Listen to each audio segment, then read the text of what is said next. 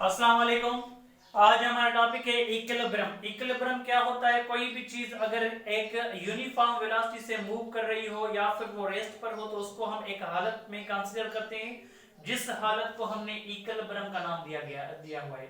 Equilibrium दरअसल एक ऐसे किस्म की कंडीशन होती है जिसमें एक्सीलरेशन का जीरो होना जरूरी है। जिस भी पार्टिकल के मोशन में या रेस्ट वाली हालत में या कोई भी हालत हो जिसमें एक्सेलरेशन जीरो हो, उस कंडीशन को हम बोलते हैं इक्विलिब्रियम की कंडीशन। अगर कोई चीज रेस्ट पर है इसका मतलब ये नहीं कि वो इक्विलिब्रियम में है। जब अगर कोई चीज मोशन में है इसका मतलब ये नहीं होता कि वो इक्विलिब्रियम में है। इक्विलिब्रियम दोनों हालतों में हो सकता है, दोनों हालतों में नहीं भी हो सकता। अब ये थोड़ा सा अजीब जरूर है क्योंकि हमने डेफिनेशंस पढ़ी हुई हैं। जो भी चीज रेस्ट पर है या फिर यूनिफॉर्म वेलोसिटी से मूव करे तो उसको हम मानेंगे एक इक्विलिब्रियम की कंडीशन।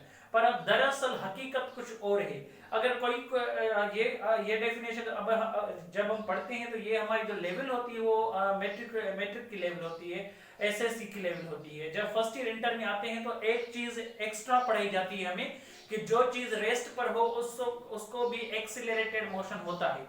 मींस सॉरी, जो चीज रेस्ट पर है वो भी एक्सिलरेटेड होता है, जो चीज मोशन में है वो भी एक्सिलरेटेड हो सकता है। मतलब ये कि जरूर नहीं है कि एक्सिलरेशन सिर्फ और सिर्फ मूविंग पार्टिकल के पास हो। कोई पार्टिकल रेस्ट की हालत में हो उसके पास भी एक्सिलरेशन होती है। मैं उसके कुछ एग्जांपल्स आपको दूंगा। यहां पर यह बात देखने के लिए कि इक्विलिब्रियम क्या है, यहां पर हमने एक डेफिनेशन बनाई हुई है कि एक्सिलरेशन का जीरो होना जरूरी है। हाँ, ये डेफिनेशन बिल्कुल दुरुस्त है कि कोई भी चीज रेस्ट पर है या यूनिफॉर्म मोशन में है तो इक्विलिब्रियम में है। पर इसको जिस तरह समझाया जाता है बस उसी तरह से बच्चे याद कर लेते हैं, उसकी डिटेल में नहीं जाते।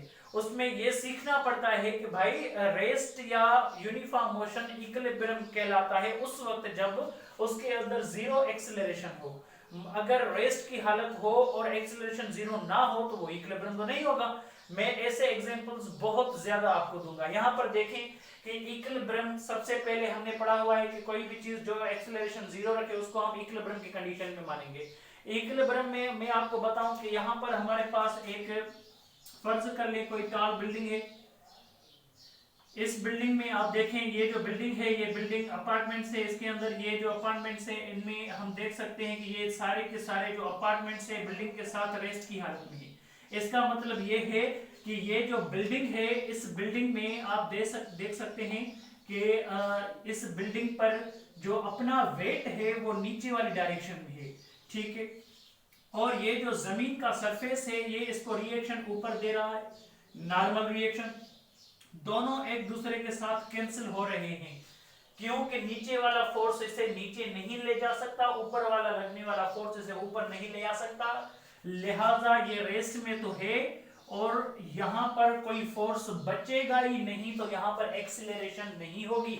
इसका मतलब कि ये जो बिल्डिंग है ये इक्विलिब्रियम की हालत में है। हमारी जो प्लेसेस होते हैं जहां हम रहते हैं, ये हमारी जो बिल्डिंग है यहाँ पर जहां मैं रिकॉर्डिंग कर रहा हूँ ये भी इक्विलिब्रियम में है।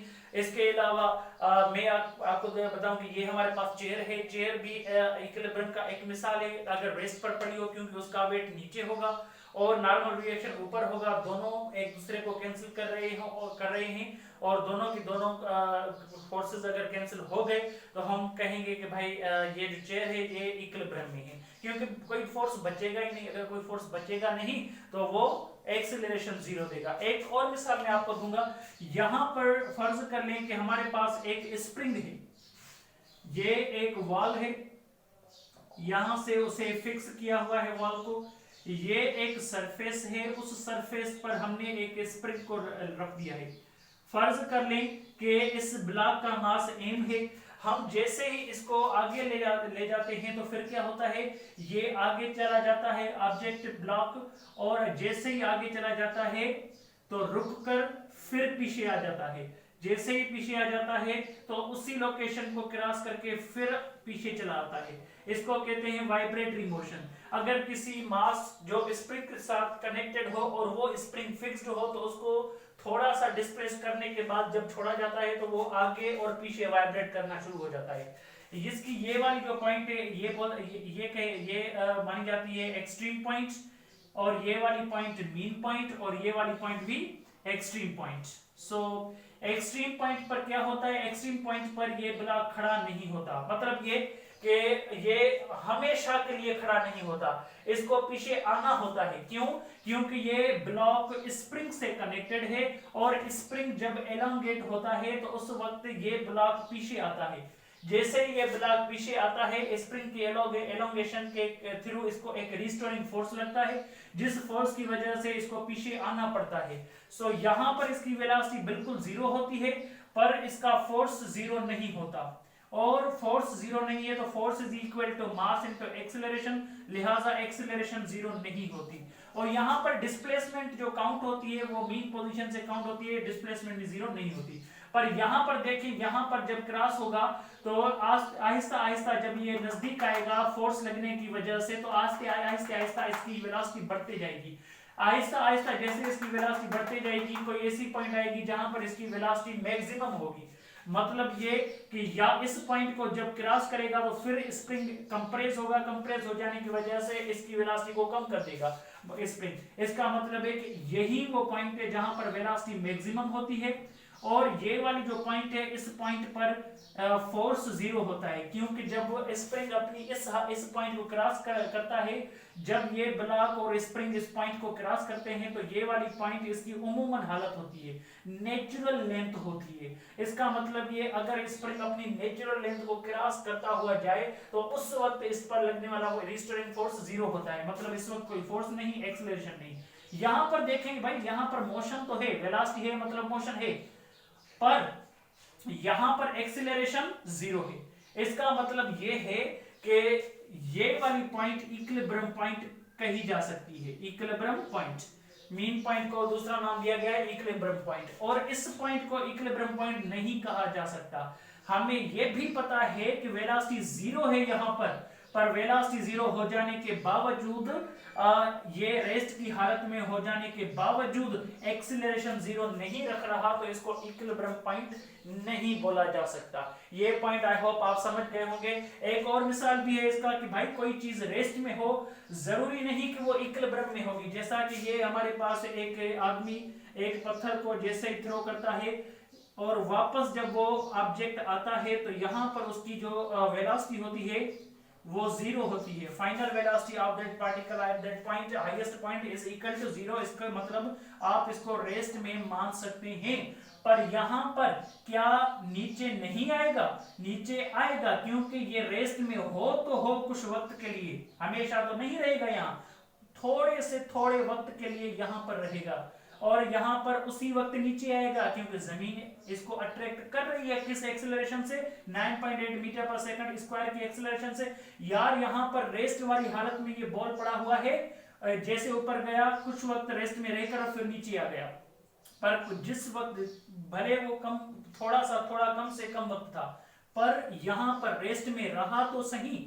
मतलब ये कि अगर ये रेस्ट में रहा, इसका मतलब ये हुआ कि इसकी जो एक्सेलरेशन है वो एक्सेलरेशन नहीं होनी चाहिए, पर एक्सेलरेशन यहाँ पर है क्योंकि ग्रेविटी फिर भी इसको अट्रैक्ट कर रही है 9.8 मीटर पर सेकंड स्क्वायर की वजह से। इसका मतलब ये रेस्ट इक्विलिब्रियम में नहीं है, ये वाला रेस्ट इक्विलिब्रियम में नहीं है, ये वाला रेस्ट इक्विलिब्रियम में है, क्योंकि यहाँ पर sum of all forces equal to zero हो रहे हैं, यहाँ पर sum of all forces equal to zero नहीं हो रहे। इसका मतलब ये है कि अगर कोई चीज पर लगने वाले फोर्स जीरो हो जाएं तो फिर रेस्ट में हो तो उस रेस्ट को हम इक्विलिब्रियम मानेंगे। तो दो टाइप्स हमने बनाए इक्विलिब्रियम के। एक टाइप बनाया स्टैटिक इक्विलिब्रियम। स्टैटिक इक्विलिब्रियम किसको कहा जाता है? स्टैटिक इक्विलिब्रियम वो इक्विलिब्रियम जब फोर्सेस किसी भी चीज पर लगे हुए हों उस और सब फोर्सेस एक दूसरे को कैंसिल कर दिए, बाद में वो बॉडी रेस्ट में हो, तो उस रेस्ट को कहेंगे हम स्टैटिक इक्विलिब्रियम। पर अगर हम देखें कि रोजमर्रा जिंदगी में हम यूनिफॉर्म वेलोसिटी देखते हैं। यूनिफॉर्म वेलोसिटी का मतलब क्या होता है? यूनिफॉर्म वेलोसिटी का मतलब होता है एक्सीलरेशन इक्वल टू जीरो। मतलब ये कि कोई भी चीज अगर यूनिफॉर्म वेलोसिटी से मूव करे तो उसके अंदर जीरो एक्सेलरेशन होगी। मतलब ये कहा जा सकता है कि भाई वो इक्विलिब्रियम में है, जैसा कि एक पैराट्रूपर पैराशूट को ओपन करके जैसे नीचे आता है, फिर क्या होता है, कुछ वक्त तक वो एक्सेलरेट होता है, पर कोई ऐसा वक्त आ जाता है जिस पर इसकी टर्मिनल वेलोसिटी आ जाती है, बाद में इसकी रफ्तार बढ़ना बंद हो जाती है। एक पैराट्रूपर है, उसने जैसे पैराशूट ओपन किया, हवाई जहाज से जंप किया और अचानक उसने पैराशूट ओपन कर दिया। जैसे पैराशूट ओपन कर दिया, फिर पहले उसकी रफ्तार बढ़ रही थी, 5, 10, 20, 25 ऐसे बढ़ते गई। फर्ज कर लें कि उसकी रफ्तार हो गई 10 मीटर पर सेकंड। 10 मीटर पर सेकंड रफ्तार जैसे आ गई, तो उस वक्त क्या हुआ कि वो 10 मीटर पर सेकंड रफ्तार से आगे रफ्तार नहीं बढ़ रही थी, वो यूनिफॉर्म वेलोसिटी से नीचे आ रहा था, क्योंकि उसका वेट और हवा का जो फ्लूइड फ्रिक्शन है ऊपर, वो दोनों फोर्सेस एक दूसरे को कैंसिल कर रहे थे, और ये जो पैराट्रूपर पैराशूट की मदद से नीचे आ रहा था, वो यूनिफॉर्म वेलोसिटी से आ रहा है। इसका मतलब ये हुआ कि भाई यहाँ पर हमने एक बात सीखी कि पैराशूट का जो मोशन होता है वो यूनिफॉर्म वेलोसिटी में होता है, इसीलिए उसको डायनामिक इक्विलिब्रियम बोला जा सकता है। जो यूनिफॉर्म वेलोसिटी में हो उनको कहा जा सकता है dynamic equilibrium. So what is dynamic equilibrium? It is a type of equilibrium in which a body must having zero acceleration but still in the uniform velocity equilibrium. यहां पर देखें, यहां पर हमें पता चला कि भाई डायनामिक इक्विलिब्रियम वो इक्विलिब्रियम होता है जहां पर कोई भी ऑब्जेक्ट जब मूव करे तो वो यूनिफॉर्म वेलोसिटी से मूव करे, ऐसा ना हो कि उसके पास एक्सेलरेशन होगी तो वो काम नहीं करेगा, मतलब एक्सेलरेशन होगी तो डायनामिक इक्विलिब्रियम नहीं कहा जा सकता उसको। यहाँ पर हमें पता चला कि भाई जो यूनिफॉर्म वेलोसिटी में कार एक जगह से दूसरी जगह जाए, बाइक जाए, या कोई भी चीज एक जगह से दूसरी जगह जाए यूनिफॉर्म वेलोसिटी से, तो हम क्या बोलेंगे, sum of all forces equal to 0। ये दो टाइप्स हैं इक्विलिब्रियम के। और यहाँ पर हम देखें तीन स्टेट्स होती हैं, स्टेट्स ऑफ इक्विलिब्रियम। यहाँ पर देखें states of equilibrium. States of equilibrium क्या होती हैं? किसी भी बॉडी के शेप को इक्विलिब्रियम में दिखाने के लिए हमने स्टेट्स ऑफ इक्विलिब्रियम बनाई हुई हैं। एक स्टेट है जिसको कहा जाता है stable state of equilibrium, stable state of equilibrium.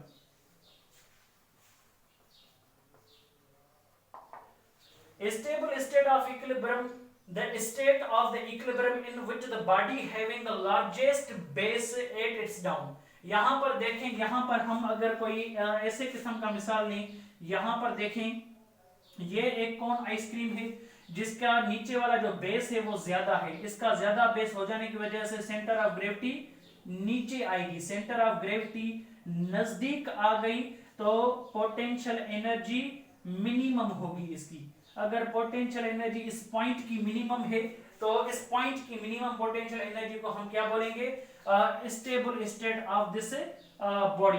Means ये बॉडी एक स्टेबल स्टेट में है, ये स्टेट ये कायम रख सकती है खुद ब खुद। और दूसरी जो स्टेट है वो देखें, वो है unstable state of equilibrium. Unstable state of equilibrium, unstable state of equilibrium. Unstable state of equilibrium किसको कहा जाता है?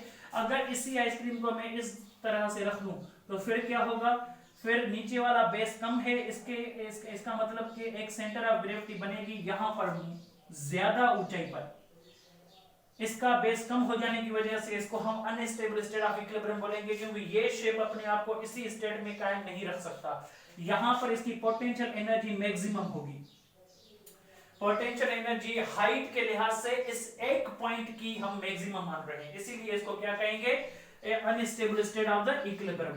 और तीसरा है neutral state of the equilibrium. Neutral state of equilibrium ये क्या चीज है? Neutral state of the equilibrium, अगर हम किसी आइसक्रीम को ऐसे शेप में फॉर्म कर दें कि जैसे उसको मूव कराया जाए तो उसकी पोटेंशियल एनर्जी कभी भी तब्दील ना हो, पोटेंशियल एनर्जी कांस्टेंट हो, तो ऐसे किस्म के शेप को हम क्या बोलेंगे? ऐसे किस्म के शेप की उस पॉइंट को न्यूट्रल स्टेट ऑफ इक्विलिब्रियम में बोलेंगे। ये हमारे पास न्यूट्रल स्टेट ऑफ इक्विलिब्रियम का मिसाल आ गया, ये आप नोट कर लें। अब हम दो कंडीशंस सीखेंगे, first condition for equilibrium and second condition of equilibrium. Note कर लें आप, ठीक है। अब हम पढ़ेंगे first condition for equilibrium. First condition for equilibrium क्या होती है? That it states that when sum of all the forces acting on a body equal to 0 it nets acceleration its net acceleration will be equal to 0. This condition states an equilibrium.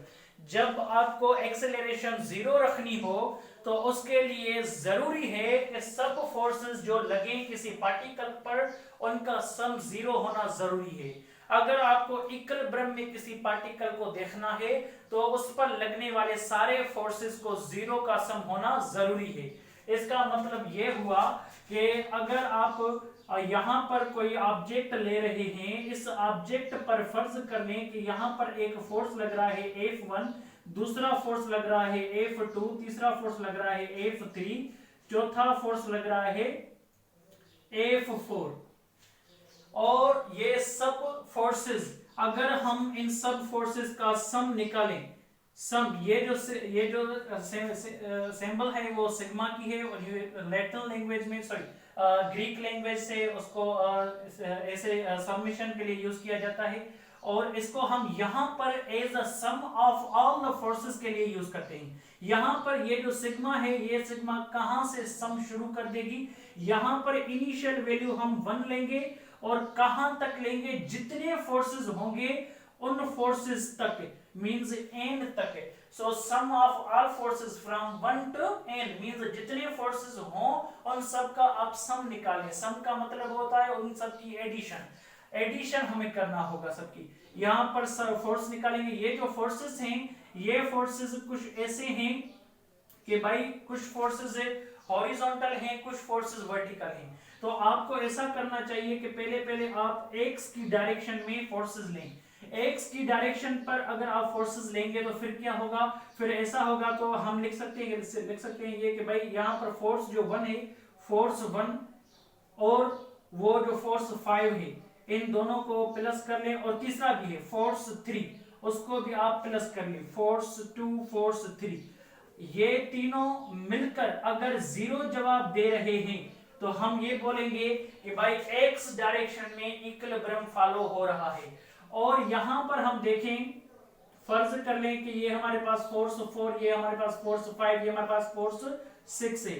फर्ज कर लें कि हम अब vertical direction में देख रहे हैं sum of all the forces, initial value 1 से लेकर n तक। तो y डायरेक्शन में क्या होगा, हम लिख सकते हैं कि भाई एक फोर्स F4 है, दूसरा F5 है, और तीसरा F2 है, और यहां पर चौथा फोर्स F6 है। अगर सबको सम करें, प्लस करें, आखिर में जवाब आ जाए 0, तो समझ लेना कि ये बॉडी वर्टिकल डायरेक्शन में भी इक्विलिब्रियम में है, हॉरिजॉन्टल डायरेक्शन में भी इक्विलिब्रियम में है, मींस टोटल इक्विलिब्रियम में है, टोटल ट्रांसलेशनल इक्विलिब्रियम में है। आप ये सोचते होंगे कि भाई यहाँ पर आपने प्लस प्लस लिखा हुआ है, यहाँ पर एक पॉजिटिव डायरेक्शन ले रहे हैं फोर्सेस, तो कुछ फोर्सेस यहाँ पर नेगेटिव डायरेक्शन ले रहे हैं, तो कुछ फोर्सेस को आप नेगेटिव क्यों नहीं लिखते।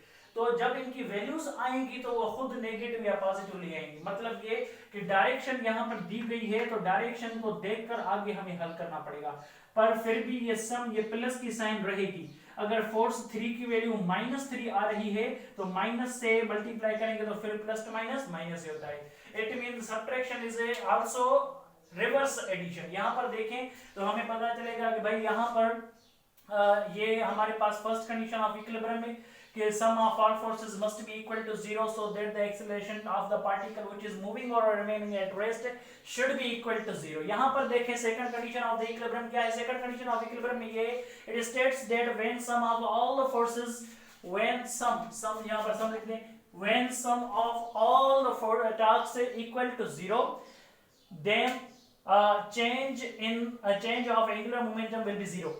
यहाँ पर जब हम sum of all the torques equal to 0 कर देंगे, मतलब ये कि अगर हमारे पास कोई रॉड पड़ी हो, उस रॉड पर एक जगह पर हम फोर्स लगाएं तो वो फोर्स कुछ डिस्टेंस पर अगर लग रहा है तो उस डिस्टेंस से मल्टीप्लाई करेंगे तो ये रोटेट कराएगा इसको। तो यहाँ पर उसको फोर्स ना बोलकर हम क्या बोलेंगे, टार्क। अगर वही टार्क हम यहाँ पर भी लगा रहे हैं और इसकी जो वैल्यू है वो टार्क 2 है और यहाँ पर भी लगा रहे हैं टार्क 3, कोई भी चीज रोटेट कर रही हो उस पर ये टॉर्क्स लग रहे हो, इसका मतलब ये कि भाई अगर यहाँ पर कोई भी चीज रोटेट कर रही हो और या फिर रोटेट ना कर रही हो इसका मतलब ये कि पहले मैं इसको रोटेट ना कर रही हो, इस एग्जांपल को मैं समझा रहा हूं। यहां पर देखें कि अगर हमारे पास कोई रॉड हो और उस पर पहली टार्क, दूसरी, तीसरी, ये 3 टार्क्स लग रही हैं, पर ये तीनों टार्क्स एक दूसरे को कैंसिल कर रहे हैं, तो क्या ये रोटेट कर पाएगी रॉड? जवाब है ये रोटेट नहीं कर पाएगी। क्यों? क्योंकि यहां पर अगर हम सम निकालेंगे इनिशियल वैल्यू 1 से लेकर n तक टार्क की, तो फिर torque 1 plus torque 2 plus torque 3, कितनी भी टार्क्स हो उनको आप प्लस कर लें टार्क n तक, आपको जवाब क्या आएगा? 0। इसका मतलब ये कि अगर किसी चीज को रोटेट करवाने के लिए आपने टार्क लगाई, टार्क लगाने की वजह से वो रोटेट नहीं कर पा रही, इसका मतलब ये कि आपकी टार्क किसी दूसरी टार्क से कैंसिल हो रही है, जिस वजह से उसमें मूवमेंट जो भी है वो चेंज नहीं हो रही। मूवमेंट को रिप्रेजेंट करने के लिए यहां पर एंगुलर मोमेंटम का नाम दिया गया है। एंगुलर मोमेंटम हमेशा, इसका मतलब अगर टार्क्स लगे फिर भी इसमें मोशन स्टार्ट ना हो पाए, रोटेशन स्टार्ट ना हो पाए, इसका मतलब एंगुलर मोमेंटम 0 है, एंगुलर मोमेंटम का चेंज 0 है। अगर रोटेशन स्टार्ट होता टार्क लगने की वजह से, तो चेंज ऑफ एंगुलर मोमेंटम 0 नहीं होता। Angular momentum means the effect total amount of the rotation. यहां पर रोटेशन का टोटल अमाउंट चेंज नहीं हो रहा, इसका मतलब ये रहा कि sum of all torques are equal to the 0, sum of all torques is equal to the 0। इस वजह से हम कहेंगे भाई एंगुलर मोमेंटम कांस्टेंट रहेगा इसका। अगर मैं अब दूसरा मिसाल दे रहा हूं, फर्ज कर ले कि कोई रॉड थी, वो अपने आप में मूव कर रही थी। पहले फर्ज कर ले अगर कोई भी चीज अपने आप मूव कर रही थी, हमने क्या किया, हमने 3 टार्क्स लगा दी ऐसे के ऐसे। पहले कोई रॉड रोटेट कर रही थी, अचानक हमने 3 टार्क्स अप्लाई की, और तीनों टार्क्स अप्लाई करने के बाद हमने देखा मूवमेंट में कोई भी चेंजिंग नहीं आई, means sum of all torques equal to 0। तो यहां पर भी हम कहेंगे कि भाई इसकी मूवमेंट अगर चेंज नहीं हुई तो हमारी sum of all torques equal to 0। Movement change क्यों नहीं हुई? क्योंकि एंगुलर मोमेंटम इसका क्या रहेगा? Constant. Change of angular momentum क्या होगा? 0। इसका मतलब ये हुआ कि भाई हमें किसी भी रोटेशन का एंगुलर मोमेंटम अगर कांस्टेंट मिला तो वो एक सेकंड कंडीशन ऑफ इक्विलिब्रियम में माना जाएगा। मींस उस पर लगने वाली टॉर्क्स उसके मोशन को ना बढ़ा पाएंगी ना घटा पाएंगी। इसका मतलब ये होगा कि उसका जो रोटेशन है ना बढ़ पाएगा ना वो रोटेशन कम हो पाएगा। अगर हम चलते हैं बाइसिकल पर एक जगह से दूसरी जगह पर, अगर हमें बाइसिकल को रोकना पड़ता है तो हम क्या करते हैं? ब्रेक लगाते हैं। असल में वो ब्रेक क्या करती है, वो जो व्हील होता है वो रोटेट करता है, उसको एक टार्क देती है जिस वजह से उसका रोटेशन कम हो जाता है। यहां पर हमने टार्क लगाई और रोटेशन कम हुआ, मतलब एंगुलर मोमेंटम चेंज हुआ। अगर एंगुलर मोमेंटम चेंज हुआ मींस टार्क होगी, अगर टार्क होगी, टार्क 0 नहीं, टार्क होगी, इसका मतलब टार्क की वैल्यू कुछ ना कुछ है, तो वहां पर हम मानेंगे कि भाई एक second condition of equilibrium follow नहीं हो रही। अगर second condition of equilibrium follow हो, फिर हम कैसे एग्जांपल देंगे उसका? फर्ज कर लें कि हमारी ये जो अर्थ है वो सन के अर्थ अराउंड रोटेट कर रही है। अगर वो सन के अराउंड रोटेट कर रही है, उसका एंगुलर मोमेंटम हमेशा कांस्टेंट है, तो हम ये बोल सकते हैं कि भाई इस पर फर्ज कर लें आपने फर्ज कर लें कि ये अर्थ रोटेट कर रही है, आपने एक टार्क लगाई, दूसरी टार्क लगाई, 3-4 टार्क्स लगाई, फिर भी इसके रोटेशन में कोई फर्क नहीं आया, मींस इसका एंगुलर मोमेंटम क्या हो गया? कांस्टेंट। अगर एंगुलर मोमेंटम कांस्टेंट हो गया तो मतलब ये सेकंड कंडीशन ऑफ इक्विलिब्रियम को फॉलो कर रही है। जो भी rotating particle angular momentum constant रखेगा तो समझ जाइएगा कि वो सेकंड कंडीशन ऑफ इक्विलिब्रियम को फॉलो कर रहा है। Thank you.